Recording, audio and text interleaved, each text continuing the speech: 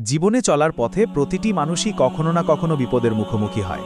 কেউ হারায় প্রিয়জন, কেউ হারায় জীবিকা, কেউ আবার হারায় আত্মবিশ্বাস। এইসব কঠিন মুহূর্তে মানুষের হৃদয় ভেঙে পড়ে, চোখে অন্ধকার নামে।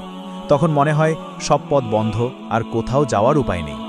কিন্তু এই চরম হতাশার মধ্যেই আল্লাহর উপর ভরসা হলো একমাত্র আলোর দিশা। আল্লাহ তাআলা কোরআনে বহুবার বলেছেন, তিনি তার বান্দাদের পরীক্ষা করেন, কখনো ক্ষুধা দিয়ে, কখনো ভয় দিয়ে, আবার কখনো ধনসম্পদ বা জীবনের ক্ষতি দিয়ে।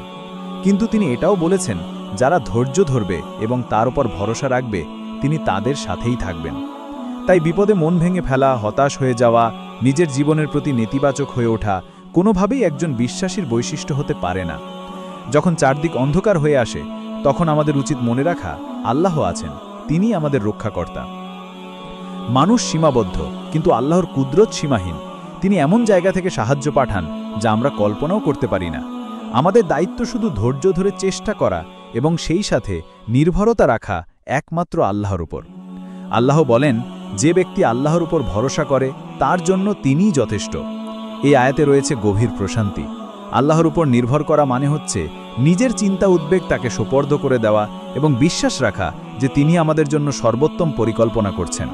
আমরা আজ যেটিকে দুঃখ ভাবছি, হতে পারে সেটিই ভবিষ্যতের জন্য এক আশীর্বাদ। এমন অনেক উদাহরণ রয়েছে যেখানে মানুষ একসময় ভেবেছিল সে হারিয়ে গেছে, কিন্তু পরে আল্লাহ এমন পথ খুলে দিয়েছেন যা সে ভাবতেও পারেনি। এই বিশ্বাসই একজন মুমিনকে অন্য সবার চেয়ে আলাদা করে তোলে। সে জানে দুনিয়ার সব দরজা বন্ধ হলেও আল্লাহর দরজা কখনো বন্ধ হয় না। বিপদের সময় আল্লাহকে স্মরণ করুন, দোয়া করুন, তাহাজ্জুদে কাঁদুন, কোরআন পড়ুন। এই আমলগুলো শুধু মানসিক প্রশান্তিই দেয় না, বরং আল্লাহর সাহায্যও ডেকে আনে।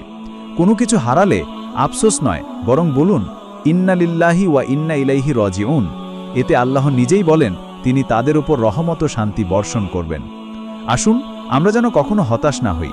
পৃথিবীর দুঃখ দুর্দশা ক্ষণিকের, কিন্তু আল্লাহর প্রতিদান চিরন্তন। আমাদের কাজ হলো তার উপর ভরসা রেখে সামনে এগিয়ে যাওয়া। হয়তো আজকের অন্ধকার কাল সকালেই আলো হয়ে যাবে, শুধু একটু ভরসা রাখতে হবে আল্লাহর উপর।